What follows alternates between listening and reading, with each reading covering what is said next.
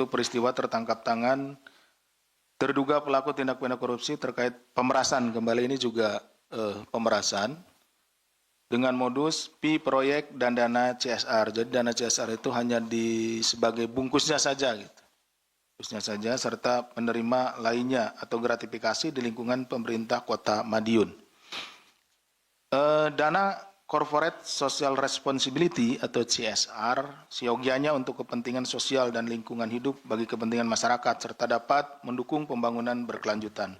Oleh karena itu, dana CSR seharusnya juga memberi dampak manfaat sosial secara nyata bagi masyarakat, bukan sumber keuntungan pribadi atau kelompok tertentu. Jadi dana CSR yang diberikan oleh perusahaan itu seharusnya memang digunakan untuk kegiatan-kegiatan sosial yang tidak tidak teranggarkan gitu ya, seperti itu.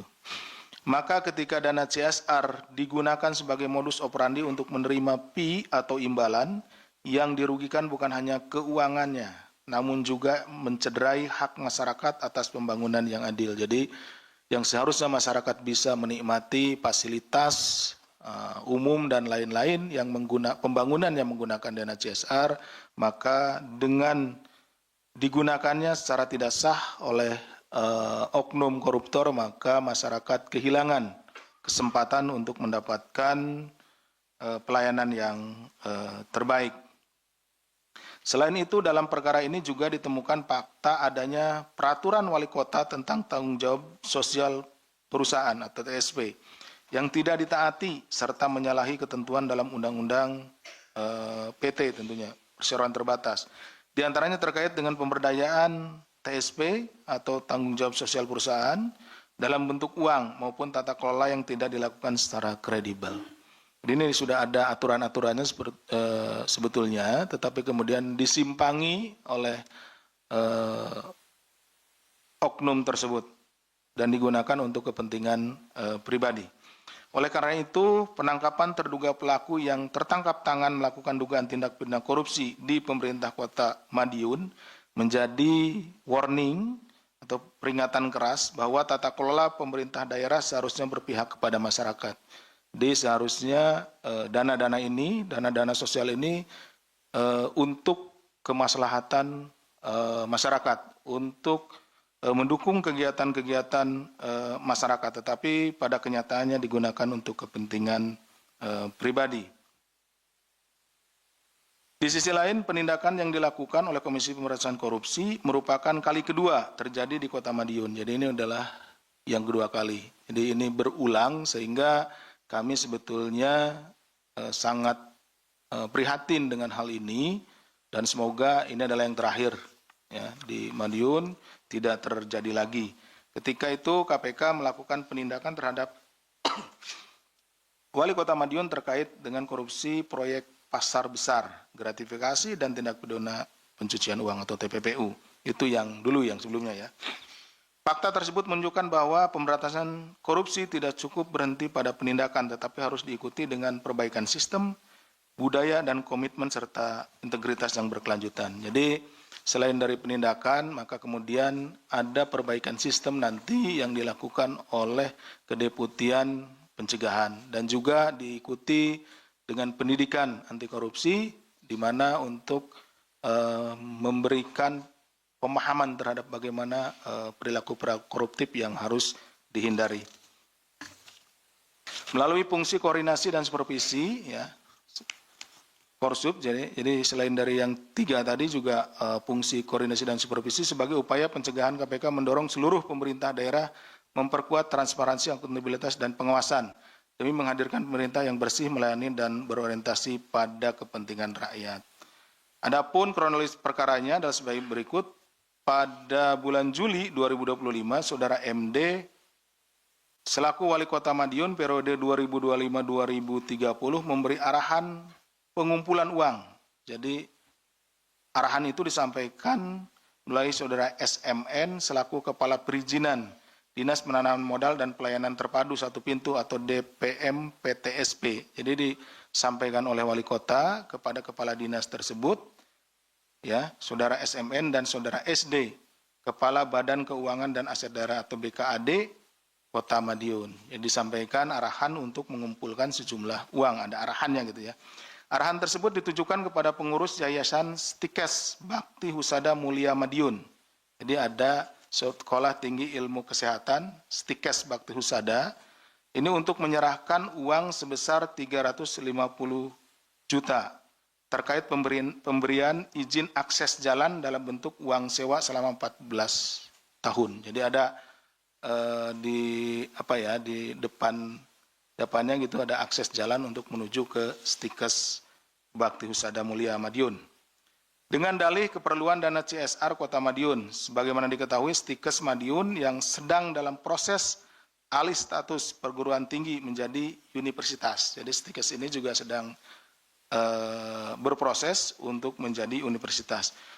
Pada 9 Januari 2026, pihak Yayasan Stikes menyerahkan uang tersebut kepada saudara RR, selaku pihak swasta yang merupakan orang kepercayaan saudara MD melalui transfer rekening atas nama CPSA.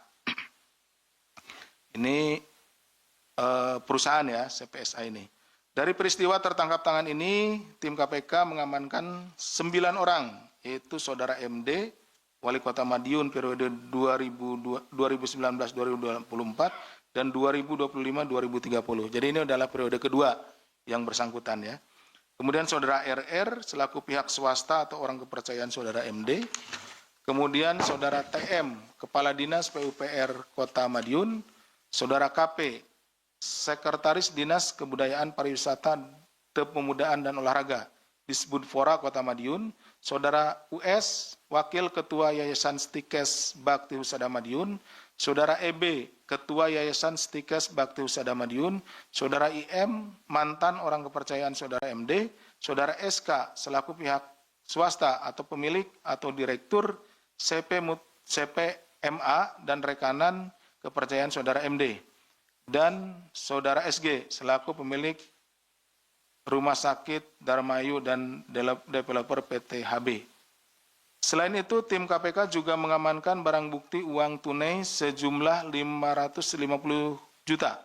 Dengan rincian 350 juta diamankan dari RR dan 200 juta diamankan dari TM. Jadi dari dua orang ini jumlahnya 550 juta. Bahwa dalam peristiwa tertangkap tangan ini, tim KPK juga menemukan adanya dugaan tindak pidana korupsi berupa permintaan fee penerbitan perizinan di lingkungan Pemkot Madiun kepada pelaku usaha seperti hotel, minimarket, hingga waralaba. Jadi selain dari permintaan tadi ke Stikes, ada untuk mendirikan usaha di sana. Nah, dimintai untuk pengajuan izinnya itu diminta oleh oknum wali kota ini. Bahwa pada bulan Juni 2025, MD juga diduga meminta uang kepada pihak developer sekitar 600 juta, di mana uang tersebut diterima oleh SK dari pihak developer PTHB yang selanjutnya disalurkan kepada MD melalui perantara RR dalam 2 kali transfer rekening. Penerimaan lainnya atau gratifikasi, penyidik juga menemukan berbagai indikasi dugaan tindak pidana korupsi lainnya berupa pemerasan atau penerimaan lainnya oleh saudara MD saat menjabat sebagai Wali Kota Madiun. Di antaranya penerimaan lain berupa gratifikasi terkait pemeliharaan jalan paket 2 dengan nilai proyek sebesar 5,1 miliar. Di mana MD melalui saudara TM selaku Kepala Dinas PUPR Kota Madiun meminta fee 6% dari nilai proyek tersebut pada penyedia jasa atau kontraktor. Namun pihak kontraktor hanya menyanggupi fee 4% atau sekitar 200 juta, bahwa kemudian terjadi kesepakatan atas kesanggupan pemberian fee yang dilaporkan oleh TM kepada MD. Bahwa kemudian KPK turut menemukan dugaan penerimaan lainnya atau gratifikasi oleh MD dalam periode tahun 2019-2022 dari sejumlah pihak dengan total mencapai 1,1 miliar. Ini banyak sekali gitu ya, di beberapa kali di beberapa perkara yang berbeda. Berdasarkan kecukupan alat bukti dalam dugaan tindak pidana korupsi terkait pemerasan dana CSR dan penerimaan lainnya di Pemkot Madiun tersebut, maka KPK menaikkan perkara ini ke tahap penyidikan serta menetapkan 3 orang tersangka ya sesuai dengan kecukupan bukti dan juga perannya masing-masing. yaitu Saudara MD, Wali Kota Madiun, periode 2025-2030 ya, ini periodenya yang kedua. Saudara RR selaku pihak swasta atau orang kepercayaan Saudara MD, dan Saudara TM selaku Kepala Dinas PUPR Kota Madiun. KPK selanjutnya melakukan penahanan terhadap para tersangka untuk 20 hari pertama sejak tanggal 20 Januari sampai dengan 8 Februari 2026. Penahanan dilakukan di Rumah Tahanan Negara Cabang Gedung Merah Putih KPK. Atas perbuatannya terhadap Saudara MD dan Saudara RR disangkakan telah melanggar pasal 12 huruf E atau pemerasan Undang-Undang Nomor 20 Tahun 2001 Yunto pasal 20, Yunto pasal 21, Undang-Undang Nomor 1 Tahun 2023 tentang KUH Pidana. Selain itu, Saudara MD bersama-sama dengan Saudara TM disangkakan telah melanggar pasal 12 huruf B besar. Ini gratifikasi Undang-Undang 31 Tahun 1999, Yunto Undang-Undang Nomor 20 Tahun 2001, Yunto pasal 20, Yunto pasal 21 Undang-Undang Nomor 1 Tahun 2023 tentang KUH Pidana.